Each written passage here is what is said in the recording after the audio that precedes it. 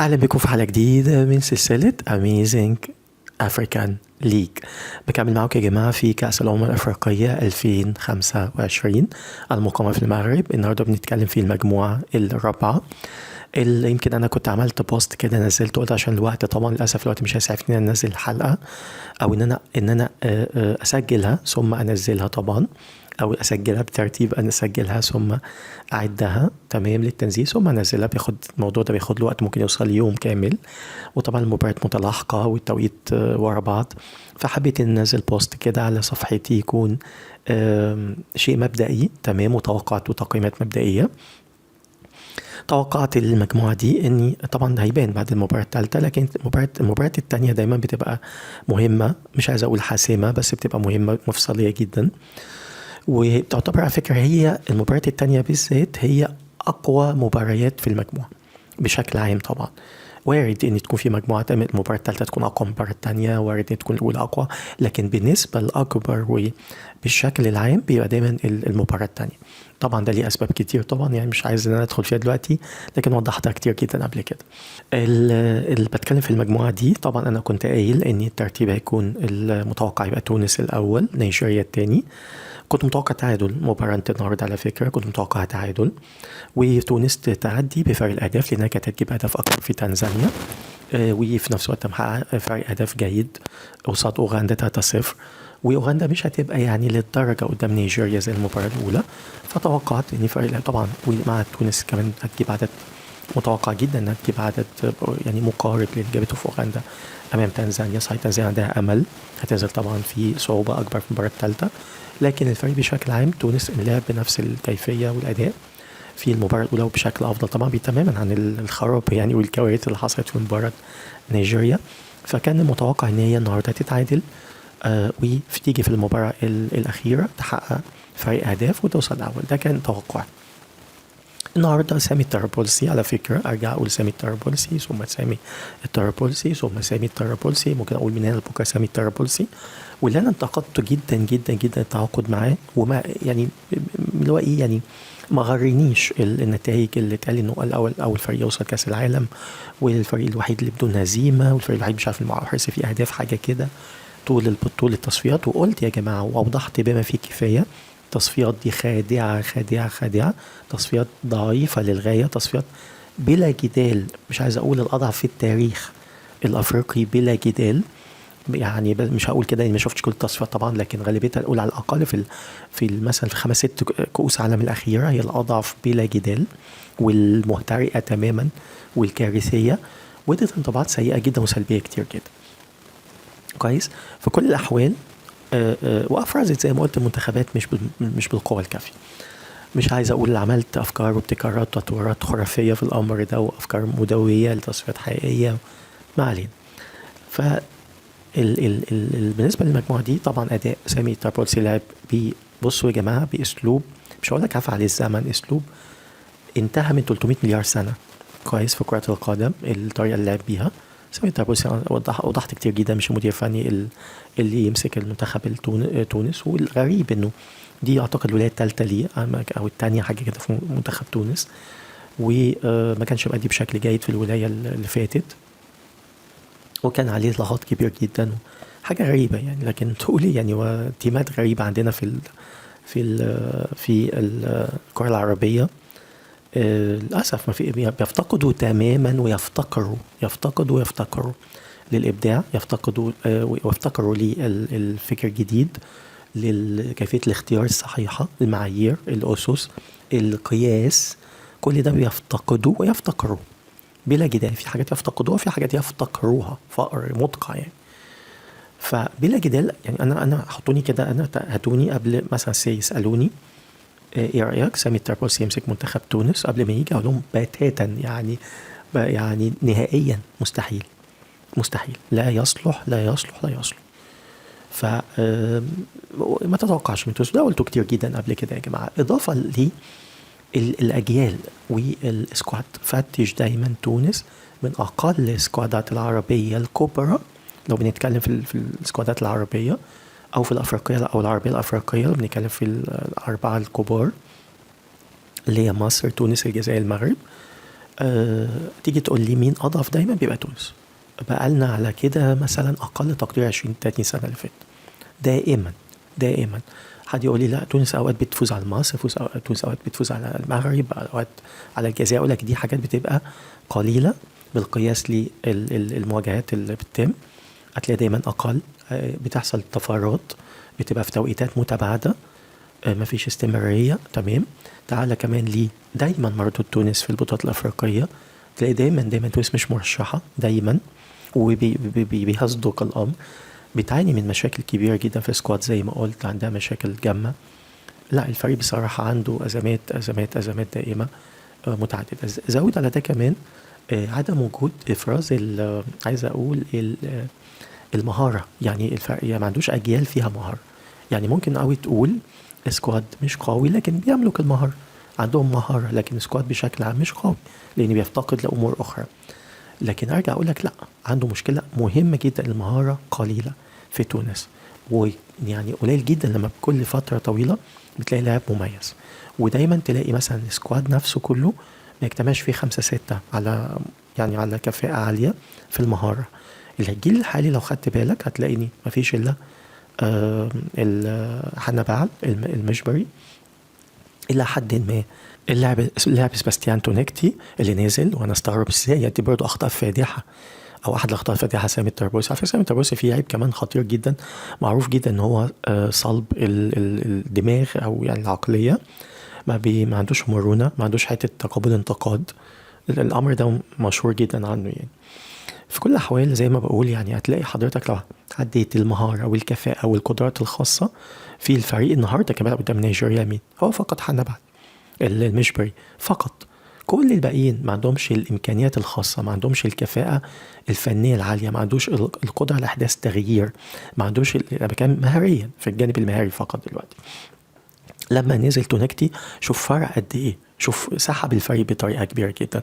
الناحيه التانيه نزل الغربي برضو مش بنفس الكفاءه، جناح تقليدي، جناح الى حد كبير، عنده يملك بعض المهاره لكن تقليدي بنسبه كبيره. فانت بتتكلم منتخب طويل عريض ما فيهوش الا اتنين فقط اللي يملكوا نوع من المهاره الاستثنائيه، حتى يمكن المجبري طبعا افضل كمان.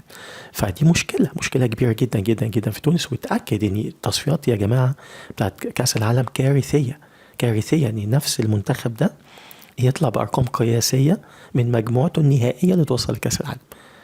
شفت بقى، شفت كلامي بيصدق ازاي؟ الحمد لله في كل تفصيله.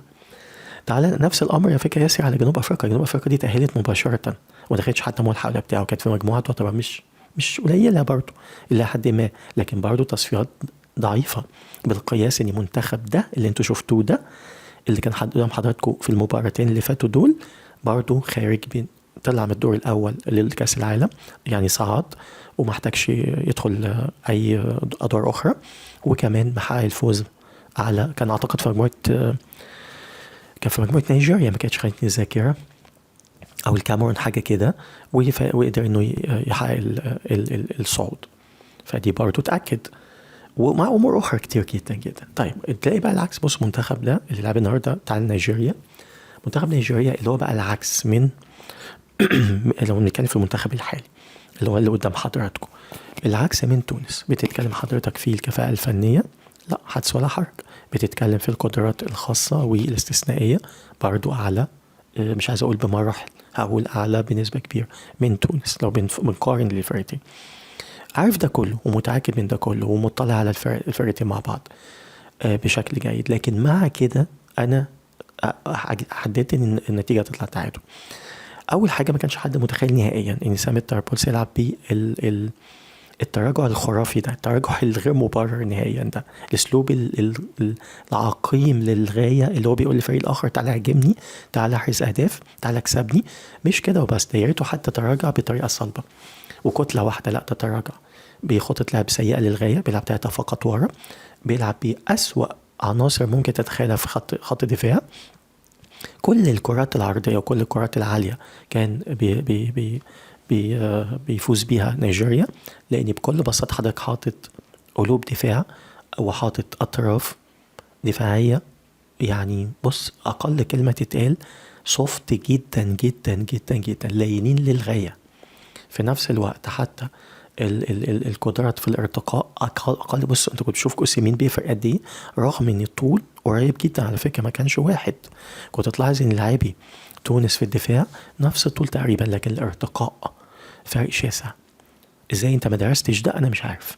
على فكره كل اللي حصل في اول 60 65 دقيقه بلا جدال كلهم سامي طرابلسي يتحملوا كامله. وخلي بالك انا لسه هاجي بقى لاخر ربع ساعه، او لو بنتكلم في اخر ثلث ساعه بالوقت الوقت اللي هو بتاع الوقت بدأ يتضيع، واللي برضه يدل تماما على العك اللي بيجي في التحكيم. انا مش فاهم ازاي دي 7 دقايق في الشوط الثاني، انا مش قادر افهمها. وعلى فكره انا هحاول اعمل مراجعه للمباراه واحسب لكم الوقت بدأ يضيع بدقه واقول لكم كام. انا متاكد ان هيكون تقريبا هيطلع لك مقارب لضعف العدد اللي طلع ده. يا جماعه ده يكفي ان في هدفين احرزوا في لا 3 أهداف أحرزوا في الشوط الثاني، هدفين لتونس، هدف لنيجيريا. 3 أهداف مظبوط، 3 أهداف لأن كان في 2 في الشوط الأول. حضرتك بتتكلم في 3 أهداف أحرزوا، هدف لوكمان والهدفين التانيين بتوع تونس. عندك إصابة طويلة بتاعت محمد علي بن رمضان، عندك إصابة الحارس لما وقع، عندك مثلا إصابتين 3 على الأقل كمان. عندك تغييرات طبعا دي بتتحسب طبعا. انتوا بتهزروا 7 دقايق ازاي؟ انا اسف، مراجعة الفار. عندك مراجعة فار اللي هي بتاعت ضربة الجزاء برضو. وخلي بالك هي مش مراجعة فار فقط، هي المفترض ان من اول ما الحكم بيوقف اللعب بيتكلم الاول مع حكم الفار، ثم بعد كده يبدأ يروح الفار. وبعدين انا مش يعني ما زلنا برضو في قصة حالات تبقى واضحة جدا وبرضو الحكم الفار يرميها على حكم الساحة، مش عارف ليه، رغم ان انت مخول ليك ان انت تقول له في الايربيس خلاص هي ضربة جزاء واحنا راجعناها، انت على طول ما هي واضحة، طول ما هي صريحة، طول ما هي انت رجعتها بكل سهولة. لا انا مش حاجات برضو من العجيب. وقلت مليون مرة يا جماعة قبل كده نخلص من القصة دي، التصويت ثم التصويت ثم التصويت، الامر هينتهي تماما. لا ما علينا. المهم نيجيريا بقى اللي بتتكلموا اللي قدام حضراتكم دي، انا يعني اللي شفتها النهارده، على فكره اللي شفتها حضرتك النهارده فيها كل التخبطات وكل التناقضات وكل هقول ايه يعني كل التذبذبات، كل العك اللي ممكن تتخيله، والتقلبات الغير طبيعيه. يعني انا ده اقل كلمه تتقال توصف نيجيريا، توصف سنغال، توصف مالي جدا، توصف ساحل العاج، دول بالتحديد يعني دول اكتر حاجة كويس. ممكن كمان يدخل معاهم المغرب. تقلب بصوا يا جماعة دول ملوك التقلب. قلتها مليار مرة قبل كده، الفرق الأفريقية ملهاش ملكة، دايما كنت أقولها كده، متقلبين بطريقة غير طبيعية. العجيب في الأمر إنهم حتى متقلبين، مش هقولك في البطولة الواحدة ولا بين بطولة والتانية ولا بين فترة زمنية وفترة زمنية، متقاربة جدا. يعني الفرقة دي بص حضرتك أداها في تصفيات كأس العالم، بص حضرتك ليه أداها في بعدها ما فيش شهر أو شهرين. وبص حتى في الفريق اللي شفناه دلوقتي ده كان بيلعب قدام مصر بفريق مثلا 80% من اللي شفتوه بيلعب قدام مصر، مباراة بص كارثية واتهزم فيها، مباراة ودية كويس. حاجات من العجيب. وفجأة يجيلك يلعب قدام تنزانيا، شفتوا كان مستوى عامل ازاي، وفاز بشق الأنفس قدام تنزانيا و2-1، وتنزانيا كانت اللي هجمة في الشوط الثاني. بص حضرتك هو ده اللي لعب مباراة النهارده. تونس ساعدوا جدا، سامي طرابلسي مهد له الارض تماما، لكن شفنا الشراسه، شفنا القوه، شفنا المتعه، شفنا الاداء الفني، شفنا الترابط، شفنا التناغم، شفنا الهجوم المستمر شلال من الهجوم قوي جدا، شفنا الدفاع البدني العالي جدا، كل محاسن كرة القدم شفناها في الشوط الاول. والفريق الاخر مهد له الامر، لكن هو اصلا والسيطره كمان، والسيطره والهيمنه وافتكاك الكره وكل حاجه جيده في كرة القدم مميزة. سبحان الله هو نفس الفريق ده وبدأ الشوط الثاني بنفس الكيفية، يجي يتراجع بطريقة بص يرجع نيجيريا بتاع تنزانيا ونيجيريا بتاع منتخب مصر ونيجيريا تصفيات كأس العالم، يمكن إلى حد ما عدا جزء كبير من مباراة كونغو الديمقراطية اللي هو اللي اتهزم فيها دي. يعني بص يعني حاجات غريبة والله العظيم، والله حاجات غريبة تبقى مستغرب. أنا فسرت أمر ده كتير جدا، فأنا مش هستغرب. لكن مشكلة انت ازاي تقدر تحل او تتوقع نتيجة مباراة وأداء. ايه ده؟ فرق غريبة جدا، تقلبات بص مش طبيعية. ده بقولك في المباراة الواحدة، يعني حد يتخيل الفريق ده اللي لعب الشوط الأول اللي بقولك اللي فيه كل محاسن كرة القدم، ونص الشوط التاني اللي فيه برضه كل محاسن كرة القدم، وتيجي حضرتك تفاجأ نص الشوط التاني فريق تاني خالص. التراجع وارد، بالذات مع المجهود البدني العالي والضغط العالي. ولو انه ما كانش ضغط عالي للدرجه انه كان كده كده بيضغط بالكوره، فما كانش في مجهود ضخم، مع كمان العوامل البدنيه قويه جدا اللي عنده، مع دكه بدله جامده جدا، فما فيش مبرر. لكن وفريق تاني سايب لك الملعب تمام. لكن مع كده نقول اوكي ماشي التراجع، لكن التراجع ما يكونش بالطريقه دي، ما يكونش انهيار بالشكل ده. والفريق التاني مش الشرس ومش الضغط للدرجه، وما عندوش المهاره الكافيه، وما عندوش القدرات الخرافيه، ما فيش الكلام ده. عرفتوا يا جماعه ليه دايما بقول لكم نيجيريا اخر على الاقل على الاقل على الاقل من بعد فريق 94 التاريخي، نقول اخره 98 مثلا، نقول يا سيدي 2000، من بعدها 25 سنه متتاليه مش ما فيش نيجيريا. حد يقول لي ده وصلت نهائي البطوله اللي فاتت نفس الطريقه، فريق متقلب جدا، فريق لدرجه ان كل ما كانش في، او حتى في اول مبارياته ما كانش حد بيرشحه نهائي. برضه فريق غريب يلعب مباراه في السماء ومباراه في الارض، اللي بعدها طول تبقى في السماء واللي تحتها والغريب نفس المباراة، تقلبات غير طبيعية. مفيش فريق كده، مش ممكن. يعني حاجة من الأعاجيب يا جماعة. ده يرجع ليه؟ قلتها كتير جدا جدا جدا قبل كده: صلف، غرور، عدم استهانة بالمنافسين، لا مبالاة، لا مبالاة، عدم احترام للفريق نفسه بتاعه، فريق نيجيريا. هم ما بيحترموش الفريق، بيلعبوا بص يعني هم عندهم القدرات وعندهم الامكانيات وعندهم القدره يعملوا حاجه جامده جدا، كان عندهم اجيال افضل من اللي انتوا شايفينه ده. في ال 25 سنه اللي فاتت كان عندهم اجيال جباره. دايما كنت اقول اكتر فريق تعرف تطلع منه، انا مره حسبتها يا جماعه لقيت له ان الفريق اللي تقدر على الاقل تطلع منه 3 منتخبات وانت مرتاح وينافسوا بكل قوه على البطولات اللي يشاركوا فيها، وحتى كاس العالم يدخل كاس العالم يعمل اداء مش بطل ابدا. 3 منتخبات. فزي ما قلت الآفة الضخمة جدا جدا، واللي قلت دايما لازم قبل أي حاجة، قبل ما تفكر حتى أنت تجمع منتخب، ولا تشوف مين اللعيبة اللي هتلعب معاك، ولا تعمل لهم التدريب الفني ولا التدريب البدني ولا أي حاجة في الدنيا، لازم لازم لازم أولا تشتغل على الآفات الكارثية اللي ذكرتها من شوية. نسيت أقول كمان عدم الانتماء. عدم الانتماء مشهور جدا جدا في النيجيريين. نيجيريا او المنتخب يعني بالذات اللاعبين الاجانب اللي هو سوري اللاعبين المحترفين، نفس البلوه دي بالظبط هتلاقيها برضو نفس المنتخبات الاخرى. غانا، نسيت اقول غانا على فكره، غانا هتلاقيها في مالي، هتلاقيها في كاميرون، هتلاقيها في المغرب كانت مشهور، ما زال برضو الامر ده متواتر جدا. الكاميرون زي ما ذكرت، الجزائر لحد وقت جمال بالماضي الوحيد اللي قدر يلم الفريق ويعمل لهم حته الجرينتا واللعب بانتماء ولعب بشراسه وبقوه كان جمال بالماضي، ودي من اكتر محاسنه. بعد كده الجوانب الفنيه خانته مع حته صلف وغرور واحساس انه ممكن يكسب باي شكل، وعدم تجديد الفريق وحاجات الحمد لله توقعتها تماما من قبل ما تحصل، وتحققت وحذرت منها جدا وتحققت في عز الانجاز، في عز ما كان عامل 2 تاريخيتين للجزائر. ذكرت وقلت مش هيستمر. عشان تستمر يا جمال بالماضي لازم تعمل 1 2 3 4. مع العلم اني انا اللي اكتشفته الحمد لله، وهو في كاس عام 2019 ما كانش حد بيتكلم عنه ولا بيتخيل، ولا يعني ما حدش كان يتخيل ان يطلع مدير فني وطني للجزائر، وكان بقى لهم فتره ما بيستعنوش بيجيبوا دايما اجانب. وقلت انتظروا المدير الفني ده هيبقى احسن مدير فني في البطوله، وهيبقى احسن مدير فني في افريقيا، والايام اثبتت وخدها. لكن بعد كده حذرته من 1 2 3 4 وعمل ده الحمد لله، احمد ربنا واشكر فضله يعني. المهم، فزي ما بقول يا جماعه نفس التيمه كان في المنتخبات اللي دي بالتحديد حوالي 7 8 منتخبات دول. ساحل العاج كمان نسيت اقول. كل دول بس بتفاوت بقى. وفي ايه يعني، بصوا هتلاقي العوامل السلبيه اللي قلتها دي كلها متفاوته. يعني هتلاقي مثلا في جزئيه في منتخب اعلى، منتخب جزئيه اقل، لكن كلها بيجتمعوا ان كل السلبيات دي متواجده فيهم كلهم بلا جدال. تمام. طيب حد يقول لي منتخب مصر، اقول لحضرتك بقى قلتها وشرحتها بدل مره مليار.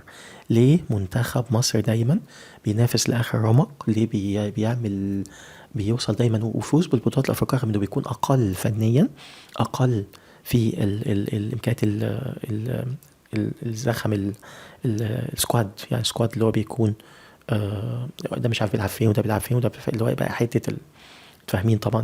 دول اغلبيتهم بيلعبوا دايما في الدوري المصري، فبيكون في فرق شاسع. يعني اي حد كده على الورق يقول لك يا عم اللي بيلعب في اي سي ميلان وانتر ويوفنتوس ومانشستر يونايتد وسيتي وريال مدريد وبرشلونه ومش عارف حاجات كده يعني كويس، وانت بتلعب في الدوري ومع كده تلاقي ان بيناطحوا دول وبيتفوقوا اوقات كتير. قلت اول سبب للاسباب السلبيه اللي قلتها في الاخرين بلا جدال موجوده. مفيش مخلوق يفتكر نفسه انه هيدلس ولا يكذب على الاخرين ولا يكذب على نفسه. هو حر لو هو بيكذب على نفسه ويصدق نفسه ان منتخب مصر بيتفوق على المنتخبات اللي دي كلها كويس عشان مستوى اعلى. لا يا فندم، اول حاجه المنتخبات دي هي اللي بتتراجع، هي اللي بتدي لك الفرصه لده بكل السلبيات البشعه قلتها من شويه. رقم 2، لو بنتكلم فنيات، على فكره منتخب مصر فنياته مش قليله.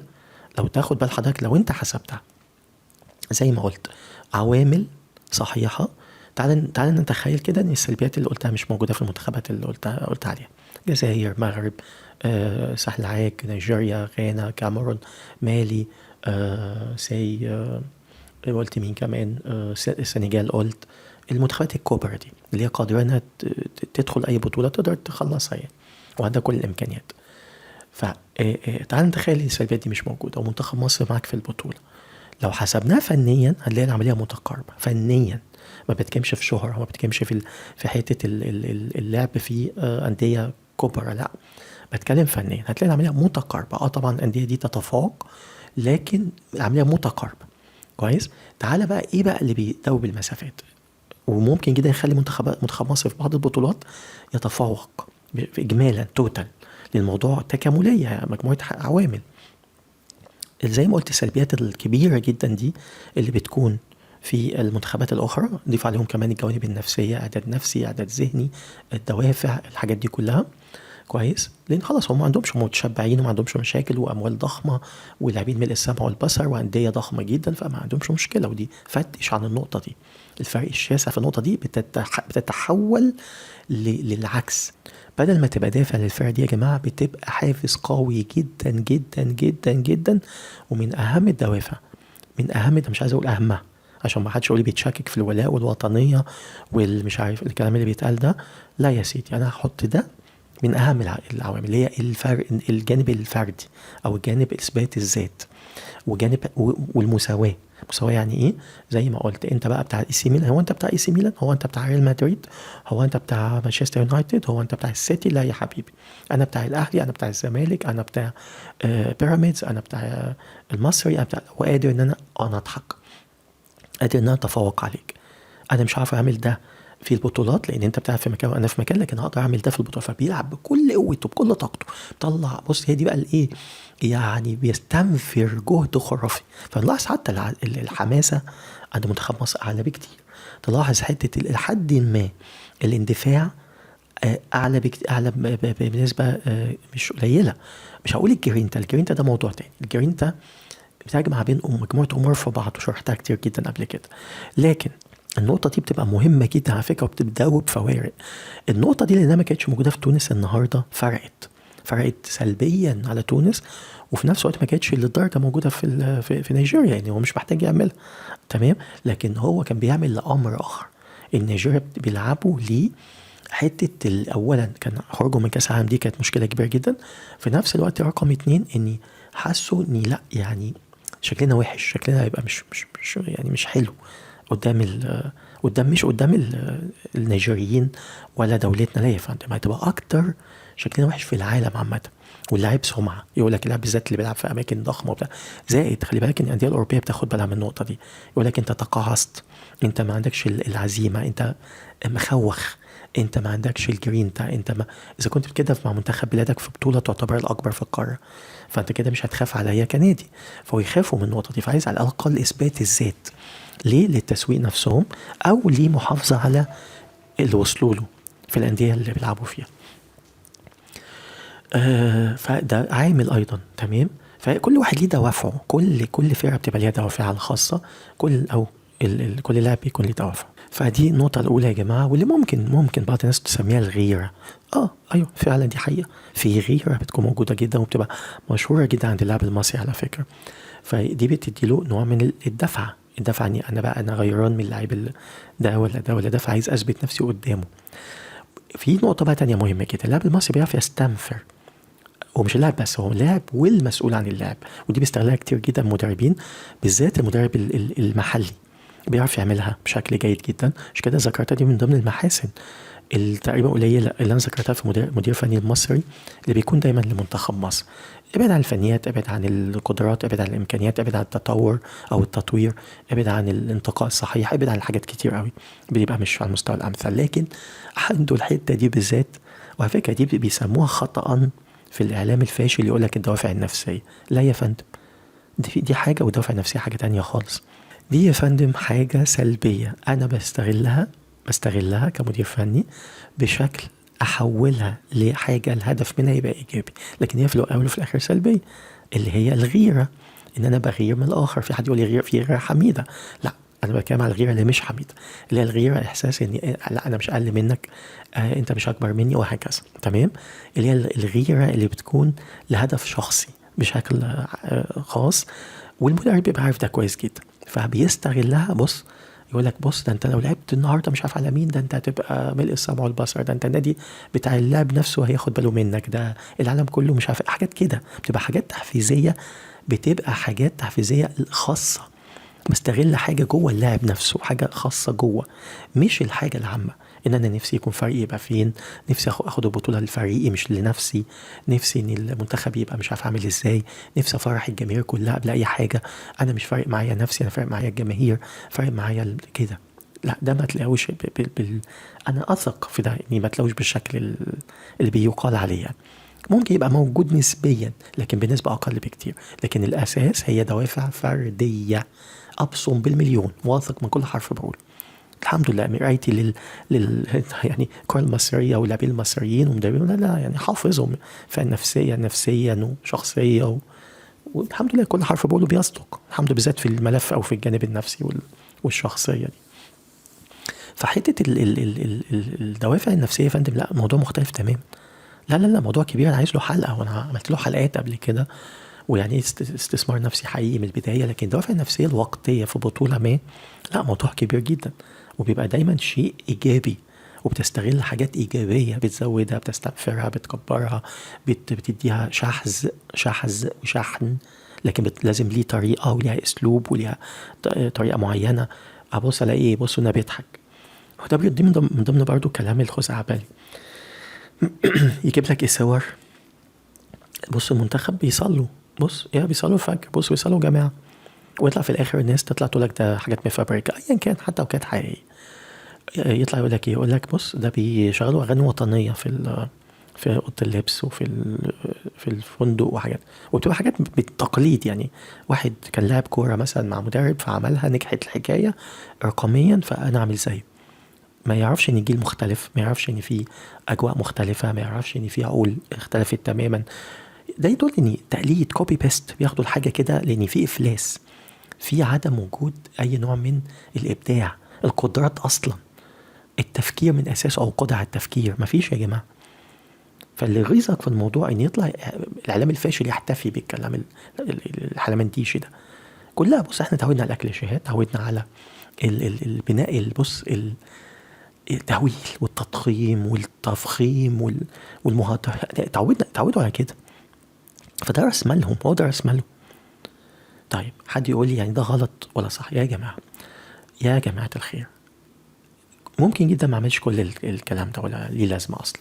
انا هنا اما بعمل ده قبل ما اكون عشان اعرفكم بس ان الموضوع من اوله لاخره شو او اللي هو ايه، ترويج اعلامي بطريقه سامجه وفجه.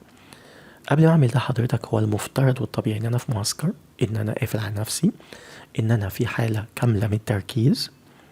يبقى انا مش هطلع انا كجمهور عادي او كاعلام، لان الاعلام ده فين اول في الاخر؟ هو بيقعد مع اللعيبه ولا بيبقى فين؟ بيبقى المفروض في اماكن لوحدها، بيبقى بره. بيغطي امتى؟ بيغطي اجواء خارجيه، بيغطي المباراه نفسها مثلا، لكن ما بيغطيش جوه اللي بيجرى أثناء ما بين المباريات. لكن أنا دور كمركز إعلامي أو كمسؤول إعلامي أطلع أسلم كل يوم تقرير أقول الحاجات دي. إصابة لاعب مثلا كان مصاب رجع، حصل أمر كذا، حصل موقف كذا، عشان ما يتسمعش ده من بره يفاجأ بيه الجمهور. لا، أنا لازم أوضح كل حاجة يعني في حدود معينة.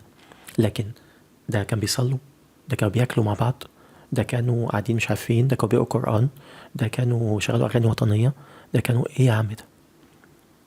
إيه التهريج ده؟ طيب أنا لما أعرض ده حضرتك للجمهور، إيه الفايدة؟ إيه الاستفادة؟ إيه؟ طب أنا معنى كده إن المعسكر ده وأيا كان مسميه مخترق، يعني معنى كده مفيش تركيز، معنى كده الناس دي مش فاضية. لا ده وبعدين حتى كمان الأجواء، يعني بص بتكون أجواء روحانية، أجواء روحانية تتصور، أقعد أفرج الناس أقول له بص يا جماعة ده فرض إنها حقيقية، أقعد أفرج الناس، أقعد أوريهم ده بص التقوى، بص يعني حاجة الصلاح بقى إيه التهريج ده؟ أمور يا جماعة أقل ما يقال عليها أقسم بالله أمور عيب بجد، عيب اللي بتعملوه ده، يعني إفلاس، أقسم بالله إفلاس. طيب البناء سوري التحفيز النفسي يكون إزاي؟ التحفيز النفسي أولا ما ينفعش الفريق كامل. التحفيز النفسي ليه شقين. لما أكون بتعامل مع فريق لعبة جماعية، عندي مجموعة ضخمة جدا، بتعامل بتحفيز عام كويس، ليه أسلوب، ليه طريقة معينة، طبعا عشان أخد لي حلقات، ليه أسلوب وطريقة معينة. وفي تحفيز فردي مهم جدا جدا جدا. حد يقول لي الله مش انت عملت كده في الجماعيه وتقول لا بلاش لا، انا اقصد ان انت دلوقتي بتتعامل مع عقول بشر، عقول مختلفه، طباع مختلفه، شخصيات مختلفه، اهداف مختلفه، حوافز ممكن تبقى مختلفه، حاجات معينه. فانت لازم تبدا تعرف، وده لازم مش لازم تبدا، لا انت المفروض تكون عارف وبتشتغل على ده كمدير فني، انك حافظ مجموعتك، عارف كويس جدا ده بيحب ايه، ده بيتحفز ازاي، ده انا اقدر ان انا ادخله منين، ده ازاي ان انا اشحذ هممه، ده ازاي وهكذا. كويس. مش لازم يا سيدي مع الكل، بس على الاقل المجموعة اللي ممكن احس انها ممكن تبقى مؤثرة اكتر نسبيا، طبعا اشتغل عليهم اكتر شوية. كويس. ادي مثل بسيط. طيب الشحذ والشحن، خلي بالك ان لازم ليه اسس وليه طريقه وليه اسلوب، ما ينفعش يبقى اوفر، وما ينفعش اعمل كل الناس بنفس الكتالوج، لان ممكن جدا في ناس شحنها يبقى اكتر بكتير من المطلوب، تحصل لها اوفر دوز، اوفر لود، تحصل لها مشكله كبيره جدا نفسيا وعصبيا وجسديا. طبعا حسام حسن كان مشهور جدا بده، انه بيبص بيشحن وهو مش فاهم بيشحن ايه وازاي، وهي ما عندوش الا تيمه واحده واسلوب واحد بيشتغل بيه، كل الفرق زي بعض، ما يعرفش الفرق بينهم، فكانت الدنيا بتفرط منه، بتبوظ تمام. فالموضوع يا جماعه فيه فروق فرديه، اذا كان في الكلام ده موجود لو بنتكلم ككرة قدم، موجود في الجسد، موجود في الاطوال، موجود في اسلوب اللعب، موجود في المهاره، فما بالك بالشخصيه، ما بالك بالنفسيه، مع طبعا الدوافع اللي اتكلمت فيها كتير جدا، مش هعيدها مرة تانية، موجودة في الحلقة اللي أنا كنت عملتها. على فكرة دي مش أول مرة اتكلمت كتير جدا في الأمر ده، لكن آخر حاجة كانت في الحلقة اللي عملتها بتاعت مجموعة منتخب مصر. ادخلوا اسمعوها بعد إذنكم وشوفوها، هتلاقوا الكلام بالتفصيل ليه منتخب مصر بيفوز بالبطولات الأفريقية رغم إنه بيكون أقل على الورق وأقل في سكواد وأقل في الكفاءة الفنية، لكن مش بعيد يعني تقريبا ما فيش بطولة دخلها منتخب مصر فعليا، بغض النظر هو خارج من أي دور أو كده، إلا ما لازم المنتخب يكون أصلا قريب مش بعيد. لكن يتفوق بالطريقة دي، لا دي بقى الأمر اللي بيدوب زي ما قلت بسبب الفوارق اللي هي يعني ما بتبقاش واضحة بسبب الأخطاء الفادحة من الآخرين مع استنفار المنتخب في أمور أخرى. مش عايز أطول كتير. مهم نرجع تاني للمجموعة. أنا بوضح بتفاصيل كاملة، بتفاصيل واضحة تماما، بشيء مش هتسمعه في أي مكان ولا هتسمعه ولا تشوفه في أي مكان. الحمد لله، أحمد ربنا واشكر فضله، كالعادة متفرد، وكالعادة بيصدق، وكالعادة بيطلع صحيح 100%، وتفوق على الجميع الحمد لله كالعادة. وهتعرفوا قيمة الكلام ده وأهميته الخرافية بمعنى الكلمة والمزالة مع الوقت، وكل يوم بيتكشف وبيبان جدا. فهقول ايه ما عنديش غير يعني ان هو يعني لاني مش قادر انفذه، مش قادر انه يطلع للواقع، مش قادر يتحط في مكانه الصحيح. شوف هيوفر ايه وهيدي فوائد قد ايه يعني انا مش عارف اقول ايه بصراحه. المهم فزي ما بقول انا كنت متوقع تونس، وهو ادينا شفنا تونس في اسوأ حالاتها. حتى عصام الشوالي قال لك اسوأ مباراة يمكن شافها لتونس في ال10 سنين اللي فاتت، ويعمل ده ويوصل انه كان ممكن جدا يتعادل كرة فرجاني ساسي في الاخر، وكان هيحقق النتيجة اللي انا قلت عليها. لكن في كل الاحوال ده يثبت نيجيريا كل المساوئ اللي في نيجيريا، يثبت الحاجتين، الامكانيات الموجودة والمساوئ الموجودة. سبحان الله، الاثنين النقيضين في مباراة واحدة. مش هقولك في بطولة ولا هقولك في موسم، لا ده هقولك في مباراة واحدة. تونس زي ما أكيد كتير جدا مش المنتخب أبدا اللي تحس إنه يطمنك، مش المنتخب اللي تبقى حاسس إنه متكامل، لا خالص. أجيال متتابعة، والجيل الأخير مش على المستوى أبدا برضو، مش فريق بطولة. أنا دايما بحطه مرتبة تانية، دايما ممكن لاحظت الأمر ده في أكتر من بطولة متتالية. أنا كنت دايما بحط تونس رقم 2 في الليفل، مش رقم 2 لا، رقم 2 في ليفل 2 بعد 4 5 6 فرق كده في ليفل 1 حسب طبعا الأجواء والأحداث. ف يعني أنا يعني هو ده بس اللي فرق، حبيت بس أوضحه. بالنسبة لتنزانيا وأوغندا برضو مثل ساطع على التقلبات العجيبة في المنتخبات الأفريقية. يعني مش ممكن. دي تنزانيا يا جماعة اللي لعبت لسه هو من 3 أيام 4 أيام، مش هقول لك من 2 3 حتى. كانت تنزانيا دي اللي بتلعب قدام نيجيريا، وعملت شوط تاني جيد بلا جدال، وكان فريق ند في الشوط التاني، وكان فريق عنده إمكانيات. ودي أوغندا اللي اتهزمت من تونس 3-0 وما لعبتش الكرة خمس قروش يمكن، وما عملتش حاجة خالص، وكلها سلبيات ومساوئ. او اتغلبت 3-1 انا 3-1، ويا دوبك ما عملتش الا الهدف فقط اللي حرزته في نهايه المباراه. ويعني حاجه غريبه جدا. وتفاجئ ان المباراه اللي بعدها على طول اوغندا الافضل، اوغندا اللي ماسكه كوره اكتر، اوغندا عملت افريقيا، اوغندا في الشوط الاول عملت اللي عملته نيجيريا سبحان الله في تونس. حاجه غريبه جدا، استحواذ وسيطره وحاجه مش يعني تمام، وتضييع فرص وحاجه غريبه جدا. ويتعادلوا 1-1. يعني ما ايه ده؟ والكلام ده مش جديد، قلته كتير جدا جدا جدا يا جماعه. ايه المنتخبات دي؟ ايه العقليات دي؟ على فكره عقليات لعلمك، في الاول وفي الاخر فتش عن العقليات، لان الكفاءه البدنيه هي نفسها، المهاره هي نفسها، الزاد البشري هو نفسه. دي ما فيهاش جدال. انت بتلعب من 3-4 ايام وما فيش حاجه مؤثره حصلت يعني للدرجه يعني تمام. وانت نفسك وفي نفس المباراه بتذبذب المستوى بالطريقه دي، وبيتراجع جدا وبيتناقض جدا، يعني حاجات وتقلب جدا، حاجة من العجب العجيب. فالأمر ببساطة هي العقلية اللي شاملة بقى كل حاجة، دوافع وحوافز وشخصية وطبايع كل حاجة، وجوانب نفسية وكل شيء. آدي يا سيدي باختصار دايما أفريقيا السمراء فيها الأمر ده، جوانب النفسية دايما مؤثرة سلبا، والعكس في أفريقيا البيضاء أو اللي شمال أفريقيا مؤثرة إيجابا. تمام زي ما شرحت ووضحت. العكس بقى الجوانب الأخرى الفنية والجوانب البدنية طبعا بيبقى فيه فوارق كبيرة طبعا بلا جدال. فعشان كده بتلاحظ الفوارق اللي بقول عليها دي. إن فرضنا منتخبات أفريقيا الجوانب الذهنية والنفسية والشخصية كانت في حالة، بلاش أقول في أعلى حالات، هقولك على الأقل جيدة، لا اتفرج بيعملوا حاجات جامدة جدا، زي ما حصل مع السنغال في كأس العالم، زي ما حصل مع الكاميرون، زي ما حصل مع نيجيريا نفسها دي في 94، زي ما حصل مع المغرب في البطولة الأخيرة على سبيل المثال، وهكذا. بس عشان أبسط لك الأمر تمام. حدش يقول لي أصلي مش عارف تخطيط، أصلي مش عارف مين عمل إيه، أصلي كل الكلام ده كويس وجميل وحلو قوي تمام، لكن مش الأساس أبدا.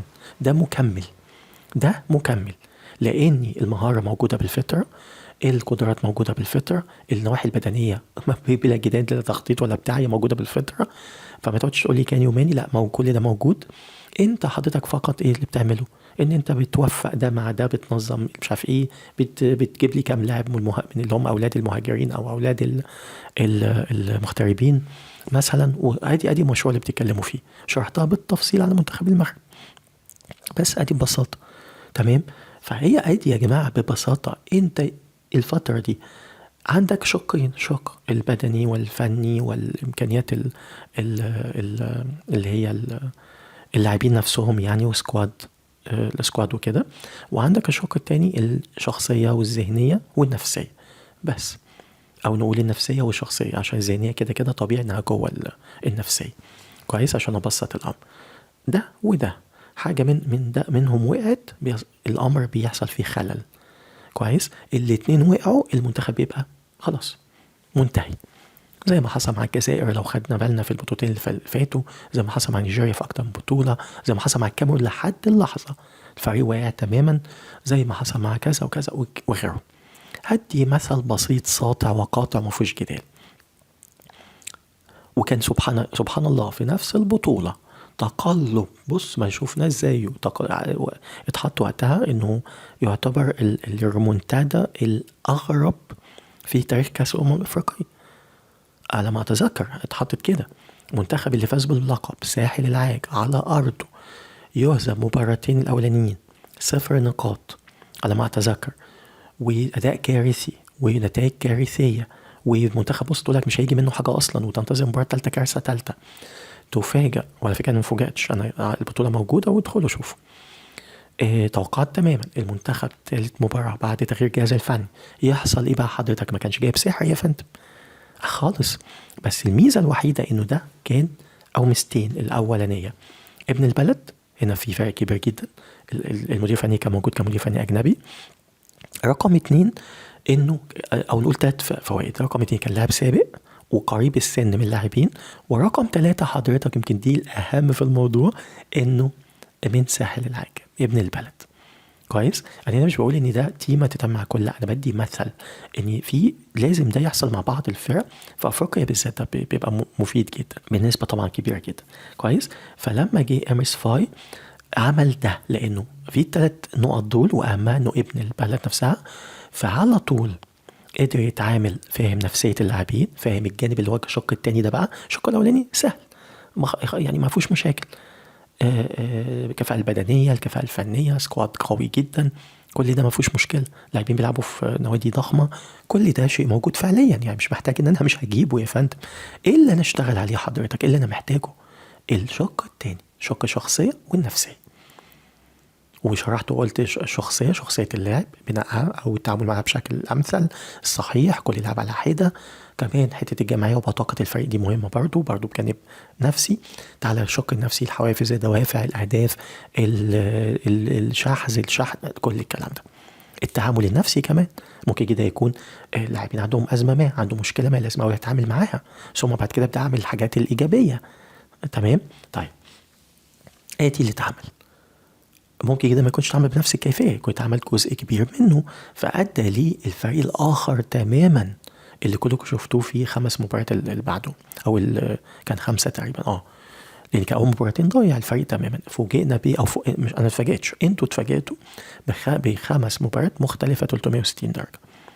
لكن كان أهم نقطة فيه اللي كانت ملحوظة جدا، الروح ثم الروح ثم الروح. الروح كانت حاجة، بص هي تقريبا 60-70% من 5 مباريات التانيين. المهارة، الكفاءة الفنية، الجانب البدني 30%. والروح، العزيمة، الإصرار، القوة، الكرينتا، الدوافع، الجانب النفسي، آدي ببساطة يا جماعة، آدي ببساطة مثل ساطع قاطع ما فيهوش جدال.